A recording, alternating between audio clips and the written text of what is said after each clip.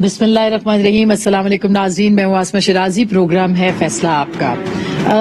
ہم great game یا عالمی کھیل کی بات ہمیشہ سنتے رہے ہیں, اور پاکستان وہ خطے میں اس کی جو جگہ ہے وہ ایسی ہے کہ یہاں پہ کوئی نہ کوئی گیم ہر وقت جو ہے وہ رہتی ہے. پاکستان بہت ساری گیمز کا حصہ رہا ہے, بہت ساری گیمز کا شکار ہوا ہے. تو ہم یہ کہہ سکتے ہیں کہ ہماری جو جغرافیائی پوزیشن ہے اس میں پاکستان کا کردار ہمیشہ ایسا رہے گا کہ جس میں اس کی اہمیت سے کوئی انکار نہیں کر سکتا. حال ہی میں افغانستان کو میں ایک دفعہ پھر امریکہ کو شکست ہوئی, اور اس کو قبرستان کہا جاتا ہے. افغانستان کو عالمی قوتوں کا, طاقتوں کا, اور کن کے ہاتھوں؟ ظاہر ہے ان لوگوں کے ہاتھوں جن کے پاس امریکہ کے مقابلے میں کم اسلحہ تھا, بہت ساری چیزیں ان کے پاس موجود نہیں تھی, لیکن اس کے باوجود امریکہ کو یہاں سے جانا پڑا. امریکہ یہاں سے چلا گیا, یہ ایک اہم سوال ہے جو کہ آج بھی جس کے اوپر بات کی جا سکتی ہے. افغانستان میں امریکہ کے زوال کے اسباب کیا ہیں؟ پاکستان ایک مرتبہ پھر سینٹر سٹیج پہ آ گیا ہے. پاکستان کی انٹیلیجنس کا کیا کردار ہے؟ پاکستان کو کتنی اہمیت دی جائے گی؟ افغانستان کے اندر کابینہ بنی ہے, اس میں پاکستان کا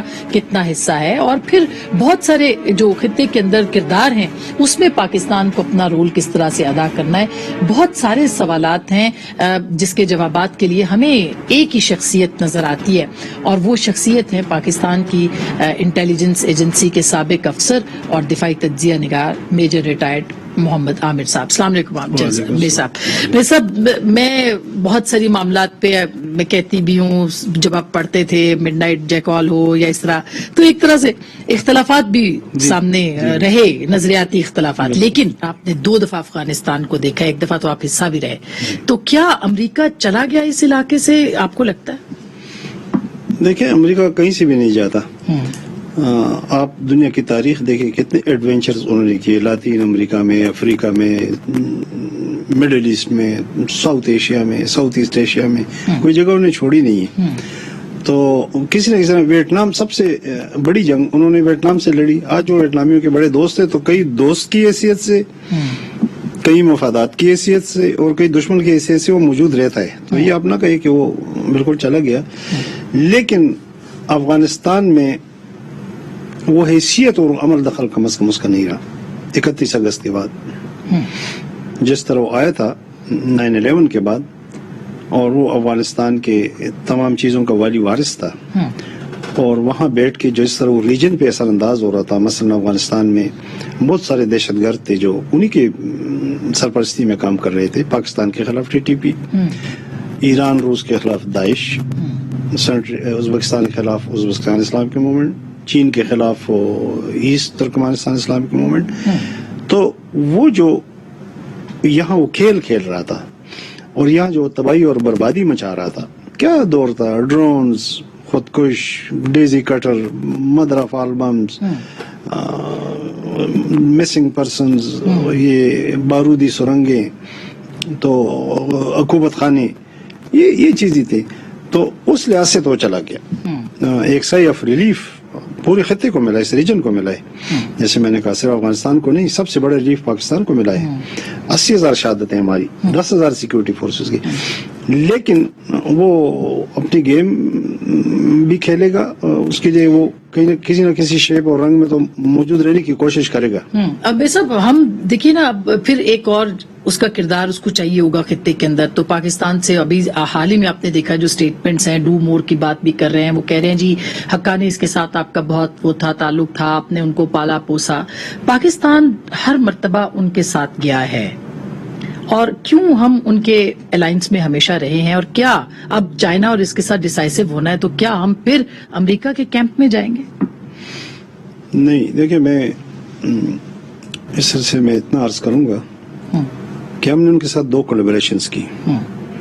ایک ضیاء الحق کے دور میں, جس کا میں بھی اس میں ایک شریک تھا, اور ایک جنرل مشرف کے دور میں. ضیاء الحق کی جو کولیبریشن تھی وہ 2 سال بعد شروع ہوئی. وہ جنگ ہم نے شروع کی تھی, وہ ہمارا فیصلہ تھا. دیٹ واز آر وار, اور اس کے میں بہت سارے فائدے گنوا سکتا ہوں کہ ہم نے اس کی آڑ میں ہم گھیراؤ سے نکلے, ٹیررزم ختم ہو گئی, سیپریٹسٹ موومنٹس پاکستان میں ختم ہو گئی, ہمیں اکنامک بوسٹ ملا تھا, ایٹمی پروگرام ہمارا مکمل ہو گیا تھا, بہت ساری چیزیں, ہمارا دشمن ٹوٹ کر واپس چلا گیا تھا. یہ جو کولیبریشن تھی یہ تو تھرو آؤٹ ان کی. دیکھیں, میں 1-2 مثالیں دیتا ہوں. ہمارا APS کا واقعہ ہوا, 150 بچے شہید ہوئی, ہمارے 55 وکلا شہید ہوئے کوئٹہ میں. ایلیٹ ہے ہمارا, یہ انٹیلیجنسیا ہے, ٹھیک ہے. اسی طرح کوہاٹ میں آرمی ٹریننگ اسکول پہ حملہ ہوا, 70 جوان ہمارے شہید ہوئی. درگئی میں اسی طرح, GHQ پہ ایئر بیسز پہ, نیول بیس, کوئی چیز ہماری انہوں نے چھوڑی نہیں. ہم اتحادی تھے امریکہ کے, بلکہ ہم ان کے فرنٹ لائن فائٹر تھے قسم کے, ہم نوکر کی طرح لڑ رہے تھے ان کے لیے. کیا کسی ایک واقعے پہ ان کا کوئی بیان آیا کہ یہ زیادتی ہوئی اور ہم ڈھونڈیں گے کہ کس نے کی؟ وہ پتا تھا کس نے. پاکستان نے تو سہولت کاروں کے ٹیپس دیے تھے, ثبوتی دی تھی.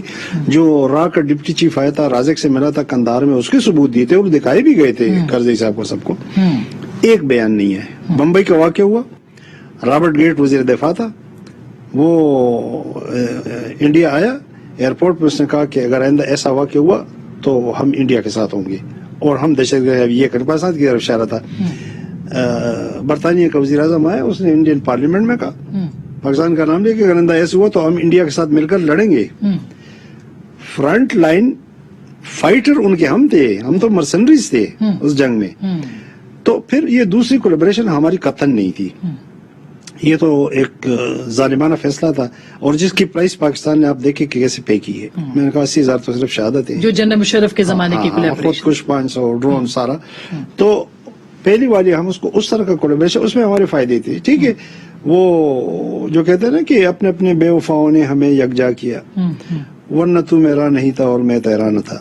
اس کو یوں سمجھے کہ ہمیں اپنے اپنے بے وفاؤں نے یکجا کیا تھا ایک سٹیج پہ. مفادات کی بات تھی, ہم نے اپنے فائدے اٹھائے, انہوں نے اپنے فائدے اٹھائے. اس پہ بہت سارے اعتراضات ہو سکتے ہیں, اور اس پہ ظاہر تاریخ کا ایک اپنا ایک وہ ہے, پورا باب ہے جس سے آپ الگ بات ہوگی انشاءاللہ کسی دن.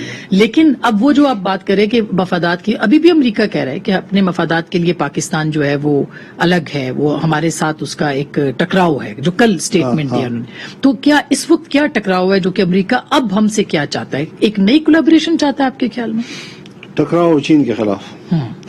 دیکھیں یہ جو سی پیک کے خلاف ہے, میں کہہ بھی چکا ہوں کسی سٹیج پہ کہ یہ آپریشن CA کا ہوا تھا 88 میں کہ انڈیپینڈنٹ اسٹیٹ بنا دو, آزاد کشمیر, مقبوضہ کشمیر, گلگت بلتستان پر مشتمل. اور اس اسٹیٹ کے مقاصد 3 آبجیکٹو تھے. ایک کہ پاکستان اور چین کا زمین رابطہ توڑو تاکہ کل گوادر نہ پہنچے, یہ 88 کی بات ہے. دوسرا پاکستان کو کٹ ٹو سائز کرو. تیسرا روس اور چین کے خلاف لیسننگ پوسٹ. تو یہ تو بڑا طویل ایجنڈا ہے. اب تو سی پیک پہ ان کی مخالفت کھل کر سامنے آ چکی ہے. چین کے خلاف بھی ان کے رابرٹ گیٹ اس میں لکھ چکا ہے نیو یارک ٹائم میں 2 مہینے پہلے کہ اگر ہم نے افغانستان کو اس طرح رہنے دیا تو چین BRI بنا دے گا ایران کے ساتھ, اور وہ ان کے منرل تک پہنچ جائے گا. تو اگر بناتا ہے تو بنائے نا 2 ملکوں کا آپس کا. اس کا مطلب ہے کہ امریکہ نہیں گیا, وہ چائنا کے لیے یہاں پراکسیز رکھے گا. تو پراکسیز کیا ہے؟ میں نے کہا کہ نہیں گیا, لیکن جو ان کی نئی وہ بنا رہے چائنا کے لیے, وہ اب واگا ٹو آکلینڈ, جس میں آسٹریلیا ہے, جاپان ہے, انڈیا ہے, یہ ملک ہے, اس طرف ہے, ادھر بیسز بنا رہے ہیں. وہ پاکستان سے مایوس ہے اس مسئلے. لیکن ایران ان کا ساتھ نہیں دے گا. افغانستان ابھی ان کے جنگ سے نکلا ہے, وہ کہاں دے گا؟ پاکستان نہیں دے گا. اور روس اور چین تو اب ان کے حریف ہیں. تو یہاں مجھے نہیں لگتا ہے تو نیا کھیل اب جو ہے وہ ہندوستان کے ذریعے سے خیال ہے. پاکستان کو تو قیمت چکانی پڑے گی, واگا اور آگلینڈ کے درمیان. خدا نہ خواستہ ہمیں تو پھر ایک دفعہ قیمت چکانی پڑے گی. وہ کیا ہو سکتی ہے؟ امریکہ کا جو اتحادی ہوتا ہے نا, ولیم کیسی تھا CA کا سربراہ, وہ آیا تھا تو اس دن ہمارا اتحاد عروج پہ تھا. جانے جانو کہ ایک بڑا شروڈ آدمی تھا. اس نے سے کہا کہ کیسی امریکہ کے ساتھ اتحاد یا اس کا اسٹریٹجک پارٹنر بننا ایسے ہے کہ آپ ایک بپری ہوئے دریا کے کنارے زرخیز زمین پر بیٹھے ہوں, اور 4 سال بعد وہ دریا اپنا رخ بدل لیتا ہے, اور پھر آپ اپنے آپ کو ایک لقدق صحرا میں پاتے ہو, بیٹھے ہو. امریکہ کی پارٹنرشپ ایسے ہم نے تو کوئی فیز نہیں اٹھایا, تو مجھے نہیں لگتا کہ کوئی اور بھی اٹھا لے گا. تو ابھی پھر آپ کو کیا لگتا ہے, ابھی جو افغانستان کے اندر حکومت بنی ہے, اس میں اب ایک نیا پریشر ہے پاکستان پہ, حقانی زیادہ آ گئے. آپ سے بھی سنا مشورہ کیا گیا انکلوسیو حکومت. نہیں, میں تو خیر ایک تعلق ہے میرا ان کے ساتھ بڑا پرانا. میں نے تو شروع میں ڈاکٹر شاہد صاحب انٹرویو میں ان کو فریڈم فائٹر کہا تھا. میں سمجھتا ہوں وہ فریڈم فائٹر تھے اور اپروو ہوئے طالبان کو. ہاں میں نے کہا تھا. تو مسئلہ یہ نہیں ہے کہ اس میں کون ہے کون نہیں. مجھے آپ یہ ماضی قریب کی تاریخ بتا دیں کہ جہاں سے امریکی یا انویڈر گیا ہو وہاں انکلوسیو گورنمنٹ بنی. کیا ویتنام میں انکلوسیو گورنمنٹ بنی تھی؟ کمبوڈیا میں انکلوسیو تھی، لاؤس میں انکلوسیو تھی، انڈونیشیا میں انکلوسیو تھی، چلی میں انکلوسیو تھی، ایران میں انکلوسیو تھی. یہ کیا ڈرامہ اور تماشا بنا ہوا ہے؟ یعنی وہ بہانے انکلوسیو ایک جگہ پہ بنی تھی ساؤتھ افریقہ میں نیلسن منڈیلا نے، اور وہ انکلوسیو گورنمنٹ بھی ان لوگوں پر مشتمل تھی جو آزادی کی جنگ لڑے تھے.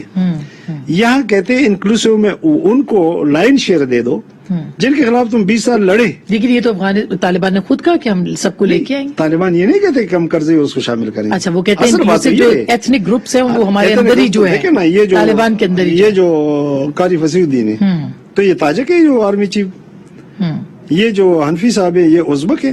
تو کیا تاجک سر احمد شاہ مسعود کا بیٹا ہے جن سے وہ لڑے؟ وہ ہاں ٹھیک ہے، دیکھیں ان کو مختلف کمیونٹیز کو انوالو کرنا، تاجک کو، ان کو اہل تشیع کو شامل کرنا چاہیے. میں کر کے انکلوسیو مراد سے یہ ہے وہ یا ان کے اپنے رینکس کے ہو یا ان کے جو سوچ کی اور ان کے ایجنڈے کے قریب ہوں تبھی حکومتیں چلتی. یعنی آپ کہہ رہے فتح انہوں نے حاصل کیا، وہ باقیوں کو حصہ میں کہتا ہوں کہ مفتوح فاتح کو ڈکٹیٹ نہ کرے. یا یہ ہو رہا ہے. تو ہمارا کیا کردار ہے؟ کیونکہ امریکہ تو یہ کہہ رہا ہے کہ حقانی زیادہ آ گئے ہیں، اس کا مطلب ہے کہ آپ نے انفلوئنس کیا، ہمارے انٹیلیجنس چیف بھی وہاں پہ گئے. ہمارا کیا کردار ہے؟ حقانی کے 4 بھائی شہید ہوئے تھے اس جنگ میں. جنگ بھی تو حقانیوں نے لڑی ہے امریکہ کے خلاف.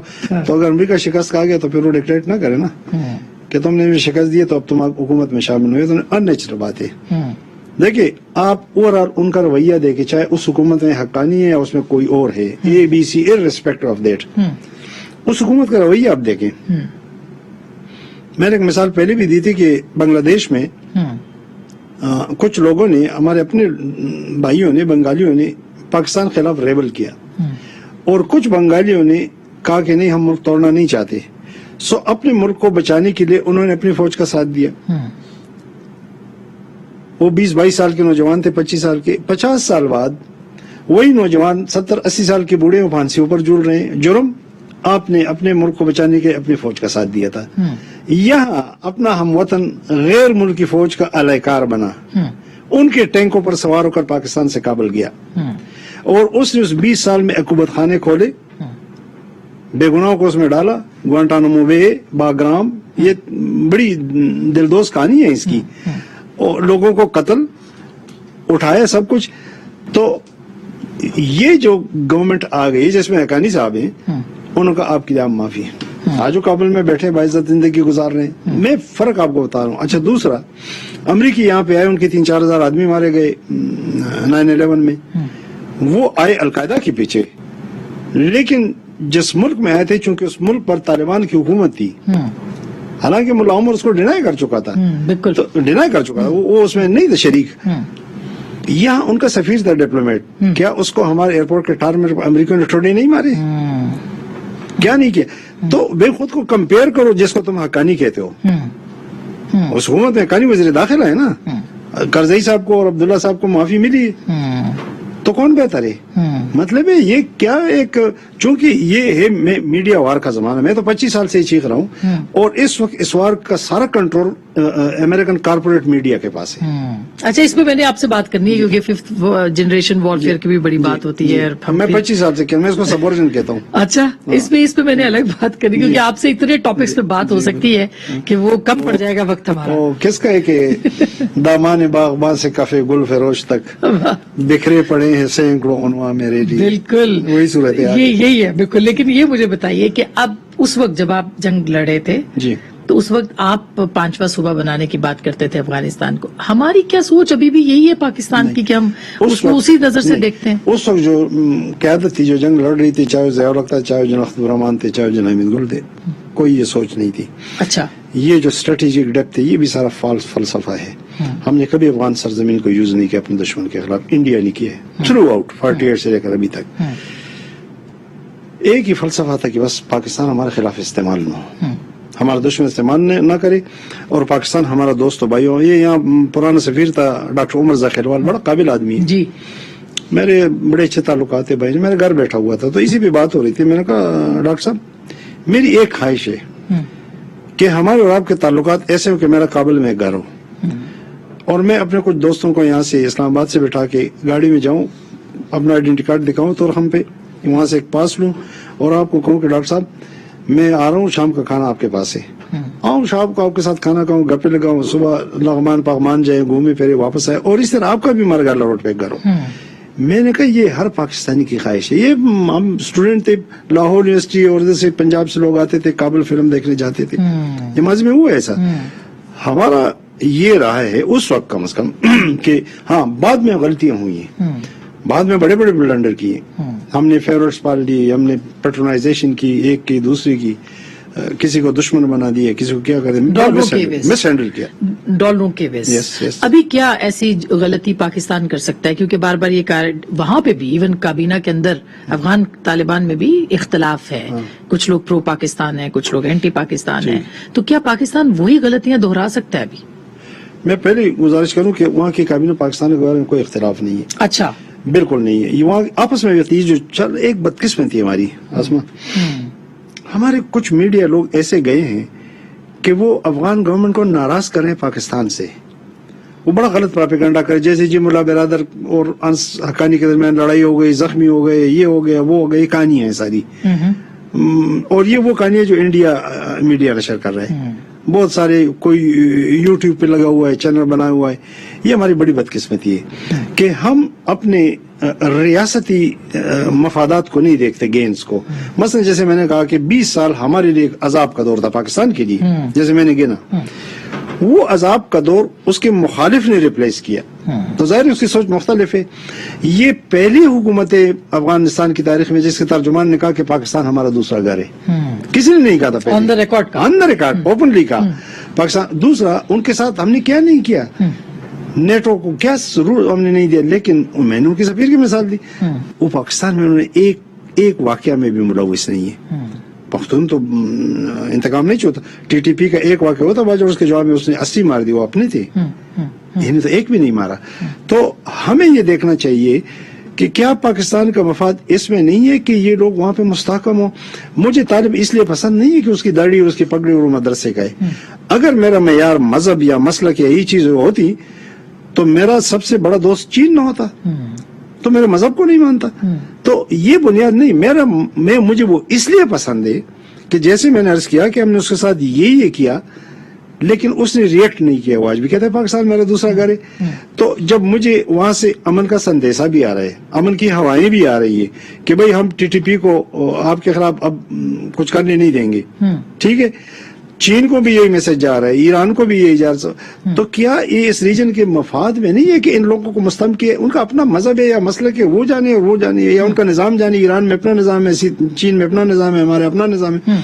تو ہمیں ان ٹوٹلٹی دیکھنا چاہیے کہ اگر ہم یہ سوٹ کر رہے ہیں جو کر رہے ہیں تو پاکستان کو، اور دوسرا پاکستان کو تذبذب سے نکل جانا چاہیے. پاکستان کو امریکہ یا یورپی پریشر میں نہیں رہنا چاہیے. آپ کیوں ان کی مثال میں آپ سے پوچھا، ہم کیوں ان کی حکومت تسلیم نہیں کر رہے ہیں؟ کیا چیز ہے؟ افغانستان پر کنٹرول ہے، پہلے تو پنشیر نہیں تھا، تو پنشیر بھی دنیا کا انتظار کریں نا کہ دنیا کرے گی تو پریشر میں ہے. دنیا غلط کر رہی تو ہم غلط کریں گے، کیونکہ پہلے ہم بھگت چکے ہیں نا. نہیں، پہلے والی صورتحال یہ نہیں تھی. پہلے سے پہلے ہمارے لیے وہاں سے خودکش نہیں آتے تھے.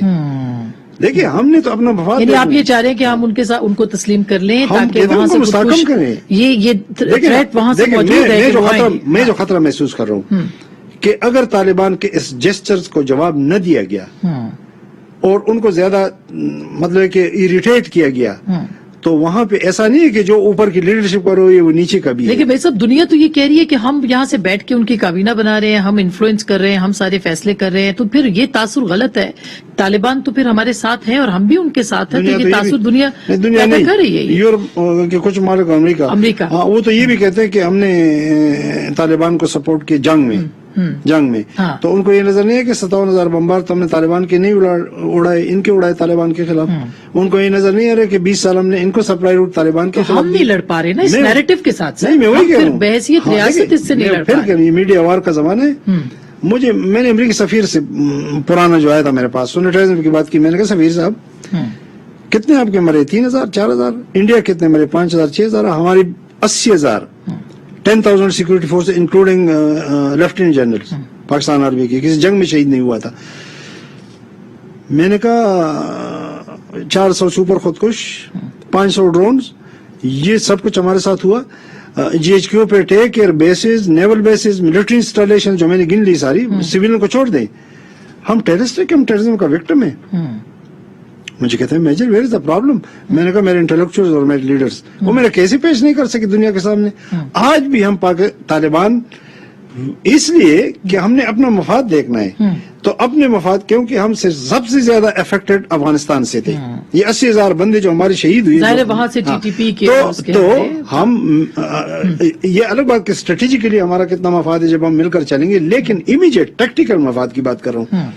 ہم تو گمسم بیٹھے ہوئے، نہ ہم کوئی راستہ تلاش کر رہے ہیں، نہ ڈھونڈ رہے ہیں، نہ کسی سے بات کر رہے ہیں. بظاہر تو مجھے یہ نظر آ رہا ہے یعنی درون خانہ اس وقت موجود نہیں ہے. اگر درون خانہ ہو رہا ہے مجھے اس کا، میں تو ظاہری طور پہ دیکھ رہا ہوں کہ ہم اسی یورپ کے پریشرز میں چل رہے ہیں. بالکل. میں ایک چھوٹی سی بریک، دل تو نہیں چاہ رہا اتنی دلچسپ بات ہے، لیکن ایک بریک لے لوں. بریک کے بعد ہم ضرور بات کریں گے کہ ابھی آج ہی وزیر خارجہ نے کہا ہے کہ ٹی ٹی پی کو جو ہے وہ ہمیں عام معافی ہم دے سکتے ہیں. تو کیا یہ ایک نیریٹو بن رہا ہے کہ ٹی ٹی پی کو جو ہے وہ معاف کر دیا جائے؟ ابھی میجر صاحب نے بھی یہ بات کی ہے، تو کیوں کر دیا جائے اس میں بھی بات کریں گے. اور پھر یہ کہ آگے جا کے جو یہ خطے کے اثرات ہیں یہ پاکستان کی سیاست پہ کس طرح سے مرتب ہو سکتے ہیں. بریک کے بعد.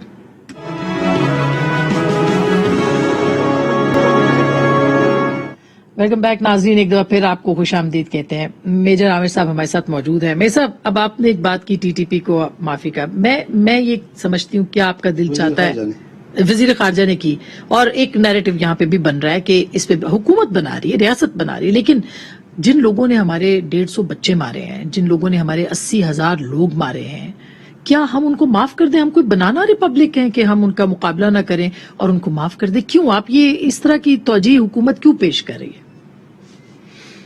میں تھوڑا سا اس پہ ذرا تفصیل سے بات کریں گے. بات بہت سینسیٹیو ہے. میرے اپنے گاؤں میں سرکٹی لاشیں آئی ہیں. ہمارے نوکر تھے بیچارے. اے پی ایس میں بھی ہمارے 150 بچے شہید ہوئے تھے. ہمارے فوجیوں کے سروں کے فٹوال کھیلا گیا تھا. بڑے دلدوز واقعات ہیں. 80,000، یہ بالکل آپ کی بات درست ہے. یہ جب بھی ایسا ٹیررزم ہوتی ہے اس کو جواز آپ یہ دن نہیں دے سکتے، مطلب میں جواز نہیں دے رہا ہوں، لیکن میں ایک گراؤنڈ ریئلٹی بتا رہا ہوں، ایک حقیقت. یہ ہمیشہ ریاستی جبر کا نتیجہ ہوتا ہے، ریاستی نہیں حکومتی جبر کا. مثلا 70 میں ٹیررزم ہوئی تو این پی کی حکومت توڑی گئی، ان کے ساتھ سارے مرد جیلوں میں ڈالے گئے، وہ چلے گئے. بلوچ اور پختون یوتھ، حیات شرپاؤ اس ٹیررزم ان کی نظر ہو گئی. He was a Pakhtun diamond, بہت بڑا پاکستانی تھا، اور بھی بہت سارے لوگ. جزیہ نے ایک بہت بڑا ظلم کیا، میں کہوں گا کہ ہماری تاریخ کا دوسرا بڑا سانحہ ایسٹ پاکستان ٹوٹنے کے بعد بھٹو صاحب کی شہادت. اس نے بھٹو صاحب کو پھانسی دی، ان کی اولاد چلی گئی، پارٹی کے لوگ چلے گئے، اور انہوں نے وہاں سے ٹیررزم شروع کی. یا کشمیر بازار کا واقعہ، بوری بازار کا واقعہ، بڑے بے گناہ مر گئے تھے اس میں، اگر آپ کو یاد ہو. چودھری ظہور الہی، یہ بہت ساری دنیا. ایک آدمی ہے، اس کا نام ہے آصف بٹ ایڈوکیٹ. یہ الذوالفقار کا بہت بڑا لیڈر تھا، اور یہ وہ شخص تھا جو سیم 6 میزائل جو لیٹسٹ اس وقت رشین وہ لایا تھا ضیاء الحق کو مارنے کے لیے، طیارے کو مارنے کے لیے. اس سے پہلے وہاں کابل میں میٹنگ ہوئی. مرتضی بھٹو تھا، یہ آصف بٹ تھا، اور اس کے 2 دوست تھے. اس میں یہ ڈسکس ہوا کہ کل قذافی نے، ظاہر رشین کے کہنے پر، سارا بندوبست کیا ہوا، ایک گاڑی ہوگی جس میں ایکسپریسو فٹ ہوگا، اور وہ جلزیہ تقریبات میں جاتے رہتے ہیں، تو وہ جا کے پارکنگ میں صرف کھڑی کرنی ہوگی، اور 1-2 فرلانگ کے پورے ایریا کو اڑائے گا. تو آصف بٹ نے کو کہا گیا تھا کہ آپ جائیں گے یہ کام کے لیے. تو آصف بٹ نے انکار کیا. وہ بڑا جیالہ تھا بھٹو صاحب کا، اور ماشاءاللہ ابھی وکیل ہے ہائی کورٹ میں، میرے بھائیوں جیسا ہے، میرا بڑا تعلق ہے بیاجوں کے ساتھ، بہت نفیس آدمی ہے.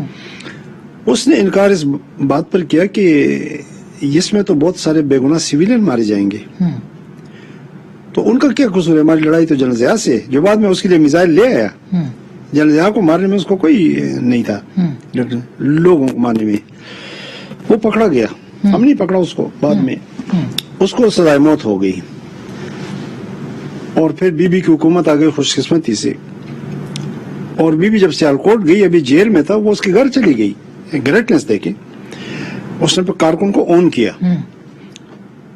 وہ انہوں نے جو سزائیں معاف کر دی، آصف بٹ اس میں رہا ہو گیا۔ آپ یقین کریں، میں جب آصف بٹ کو دیکھتا ہوں تو میں سوچ میں پڑ جاتا ہوں کہ یہ نوجوان اگر اس جنگ کا ایندھن بن جاتا، اس میں مختلف لوگ ہوتے ہیں، کچھ جذبات میں آتے ہیں، کچھ مجبوراً آتے ہیں، اور کچھ ہینیس کرائم میں ہوتے ہیں، ایسے بھی ہیں بیچ میں، یہ بڑا مشکل ہوتا ہے کہ کیوں، لیکن میں نے کہا کہ جو مشرف نے کی تھی اس کی بدقسمتی، ہاں یہ کرنا نہیں چاہیے، میں یہ اجازت نہیں ملنی چاہیے کہ وہ جائے اور وہاں سے بیٹھ کے پھر اپنے وطنوں کو، لیکن میں کہتا ہوں بالکل نقصانات ہوئی ہیں، لیکن ایک تو اگر آپ اس نقصان کا دیکھیں تو سب سے جو افیکٹڈ آدمی ہے وہ جنرل باجوہ ہے، اس کے 10,000 بچے مرے ہیں، تو سب سے پہلے تو یہ پیراگٹ اس کا ہونا چاہیے۔ دوسرا، جیسے میں نے عرض کیا کہ بھٹو صاحب کی ختم ہو گئی، این پی والے واپس آ گئے، اسمبلی میں بیٹھ گئے سارے، ضیاء الحق کی حکومت ختم ہو گئی تو مرتضیٰ بھٹو جس نے اپنے ہاتھ کے اپنے گولی مار آ کے سندھ اسمبلی میں بیٹھ گیا، یہ اچھی بات ہی تھی۔ جب ضرب عضب لانچ ہو رہا تھا، یہ نہیں کہ میں اس فیصلے کو بڑا سمجھتا ہوں، میں کہتا ہوں اچھا کیا پنجابی طالبان کے ساتھ صلح کر دی، بہت ٹھیک بات تھی۔ کیا پنجابی طالبان کے ساتھ جنرل راحیل شریف نے باقاعدہ صلح نہیں کی تھی؟ اور اس صلح کا خطرہ بھی دیکھیں، اس نے پبلکلی کہا تھا کہ ہم وہاں پہ جہاد کریں گے، یہاں تبلیغ کریں گے۔ کیا بلوچستان والوں کو یہ رعایت نہیں دی گئی تھی کہ جن سرنڈر کرنے سرنڈر کرے؟ تو پھر ٹی ٹی پی کو بھی اس میزان پہ رکھو نا، اگر آپ سمجھتے ہیں کہ یہ میں اس بیس پہ نہیں ہو رہا کہ پنجابی اور یہ بلوچی، اس بیس پہ ہو رہا ہے کہ نہیں، اس میں بہتری ہے ملک کی، باقی لوگوں کی، باقی جانبی تو تو کیا ٹی ٹی پی مان جائے گی اس کے اوپر کہ وہ، کیونکہ وہ سرنڈر کرنے کے لیے یا تیار ہوگی، آئین پاکستان کو تسلیم کرے گی؟ پہلے بھی یہی بات یہ ہوتی شرط ہے، ہونی چاہیے، تو وہ کر لیں گے اس طرح؟ یہ شرط ہونی چاہیے، دیکھیں نا، یہ تو اگر وہ مانے تو تب، لیکن میں تھوڑا سا ایکسپلین کروں کہ بعض فیصلے آپ کو اس لیے نہیں کرنے پڑتے کہ آپ کسی ٹیررسٹ کو رعایت دے رہے ہیں، کسی آپ اپنے لوگوں کے مفاد میں کرتے ہیں، کہ اگر یہ جنگ جاری رہی تو کیا ہم 80,000 اور جانے، ہمارے بچے لیفٹیننٹ کیپٹن کتنے، یہ دیکھو راجستھان میں کل 7 جوان شہید ہوئے ہیں، تو کیا اس سلسلے کو ہم چلاتے رہیں گے؟ میں صاحب، ہمیں تو 6 لاکھ کی دنیا بھر کی بہترین فوج ہے ہمارے پاس، تو کیا وہ ایک طرح سے سرنڈر نہیں، سرنڈر وہی تو کہہ رہی ہوں کہ تاثر تو یہ جائے گا۔ کیا جنرل راحیل شریف نے پنجابی طالبان کے سامنے سرنڈر کیا تھا؟ کیا بلوچ کے سامنے سرنڈر کیا تھا؟ کیا احسان اللہ احسان کے سامنے سرنڈر کیا تھا؟ نہیں، یہ سرنڈر نہیں ہے۔ دیکھیں، ریاست ماں ہے، ماں کی بڑی بڑی ذمہ داریاں ہیں، ماں نے اپنے دوسرے بچوں کو بھی بچانا ہے، ماں نے اس طرح دیکھنا ہے، تو پہلے تو اس فیصلے کی نیت میں شبہ نہیں ہونا چاہیے کہ یہ اس لیے ہو رہا ہے کہ ٹیررسٹوں کو ہم فائدہ دے رہے، نہیں، یہ اس لیے ہو رہا ہوگا کوئی بھی فیصلہ کہ ہم نے ملک کو، ہم نے ملک کے لوگوں کو فائدہ دینا ہے۔ تو ایک دفعہ پھر ان سے مذاکرات کی بات ہوگی، پچھلی جو نیگوسیشن پروسیس تھا اس میں آپ بھی حصہ تھے، اس کا اہم حصہ تھا۔ اب اس نیگوشیشن دیکھیں، وہ جو فیصلہ تھا اس وقت بھی تو ان کی گردن میں 50,000 بے گناہوں کا لہو تھا، جب مجھے پارلیمنٹ نے بھیجا تھا مذاکرات کے لیے، پارلیمنٹ نے امپاور کیا تھا نا، جی بھیجا تھا، اس وقت بھی 50,000 بے گناہوں کا لہو تھا۔ بدقسمتی سے، یہ کسی وقت آپ سے پھر بات کروں گا، یہ تاریخ کا ایک بڑا راز ہے کہ وہ کیوں کامیاب نہیں ہوئی، اور اس کی پھر پاکستان نے کتنی بڑی پرائس پے کر دی۔ تو اس کے لیے آپ کب، وہ پھر کبھی کریں گے، کبھی کریں گے آپ؟ اثر پوچھنے کی چیزیں تو آپ سے بہت سی ہیں، اب ٹائم کا کیا کریں، مگر آپ اس میں کہتے ہیں نا کہ کچھ پردہ نشینوں کے بھی نام آتے ہیں۔ اچھا، ہاں، بڑی ظلم، بڑی زیادتی ہوئی پاکستان کی۔ کتاب لکھنی چاہیے آپ کو ویسے، اس پہ سچ لکھ نہیں سکتا سارا، تاریخ کا جب جو کچھ ہم نے پاکستان کے دشمنوں کے ساتھ کیا ہے، کاش وہ میں لکھ سکتا۔ تو میرے صاحب، اب جو خطے میں ہو رہا ہے جی، اس کا پاکستان کی سیاست پہ بھی کوئی اثر پڑے گا؟ سیاست تو میں دور ہی رہا ہوں، میں تو کبھی سیاست جوائن ہی نہیں کی ہے، لیکن اثر ہمیشہ پڑا ہے۔ مثلا اگر میں آپ کو کہوں کہ ہمارے 2-3 رجیم جو تھی نا، ضیاء الحق، Junejo, first be be government, Nawaz Sharif government, یہ ایران کی وجہ سے گئی تھی، کہ وہ ایران میں ہم سے انسرجنسی چاہتے تھے، امریکن، ہم نہیں کرنا چاہتے، ان حکومتوں سے کوئی نہیں کرنا چاہتا تھا، تو ان کے کچھ ایسی چیزیں ہوتی کہ ان کی بھٹو صاحب کی آپ دیکھیں جان گئی، ضیاء الحق کی، تو یہ اس طرح اگر ماضی میں جائیں تو سہروردی تک پھر بات جاتی ہے، تو اثر تو کبھی نہ کبھی پڑتا ہے. تو ابھی ہم تیار، اگر ہم سے ویسا مطالبہ کیا جاتا ہے تو ہم تیار اب ہو جائیں گے؟ نہیں، ہم نے ہمیشہ ان کے سارے مطالبے نہیں مانے. جہاد کے دوران تو ہم نے ان کو ملنے نہیں دیا. امریکی سفیر یہاں سے گیا، ڈی نیٹن نام تھا غالباً اس کا، تو میں نے پریزیڈنٹ کا ایم ایس بریگیڈیئر نجیب جو ان کے ساتھ شہید ہوئے تھے، وہ میرے کمانڈر رہ چکے تھے فوج میں. مجھے ڈی جی نے کہا بھی تھا کہ کوئی اہم بات ہو تو آپ بریگیڈیئر نجیب کو ڈائریکٹ بتایا کر. تو میں ان کو فون کیا، میں نے سر امریکی سفیر جا رہے ہیں پشاور افغان مجاہدین سے ملنے. تو مجھے تھوڑی بات بریگیڈیئر نجیب کا فون آیا کہ دا پریزیڈنٹ سیز کہ امریکی سفیر the American ambassador must be stop before he enters Peshawar, اور اس کو میرا میسج دیا جائے کہ ایکسلنسی آپ نہیں مل سکتے میرے جات کے بعد، اگر پھر وہ اصرار کے سکھو کابل سیدھے جاؤ واپس نہ ہو. میں نے کہا سر یہ وہ پشاور والے کو بتا دے. کل بشیر والے ہمارے بڑے ایفیشینٹ افسر تھے، بعد میں ہمارے سفیر تھے میرے بھائیوں جیسے، تو ان کو پھر پیغام دیا خود پریزیڈنٹ نے کہ اس کو روکو. اس کو روکا، وہ واپس آیا، سیدھا آرمی ہاؤس گیا، اور پریزیڈنٹ نے ہاتھ ملا کر کہا کہ excellency any American trying to meet them without my permission be stopped on the road side like that and send back to me. تو ایسے نہیں ہے، بھٹو صاحب نے ان کی اپنی باتیں نہیں مانی تھی، ضیاء الحق نے نہیں مانی تھی. ہم بات کر رہے ہیں میجر ریٹائرڈ عامر صاحب سے. ایک چھوٹی سی بریک لے رہے ہیں، بریک کے بعد واپس آئیں گے. ہمارے ساتھ ویلکم بیک. ہمارے ساتھ میجر صاحب موجود ہیں. لاسٹ یہ پوچھنا چاہ رہی ہوں کہ اگلے 6 مہینے میں آپ کو پاکستان کا کیا نظر آ رہا ہے پیش منظر؟ میں تو تھوڑا آرتھوڈاکس سوچ والا آدمی، آپ یقین کریں میں تو واقعی اس کو مملکت خداداد سمجھتا ہوں. بڑی سملیرٹیز ریاست مین اور ریاست پاکستان میں.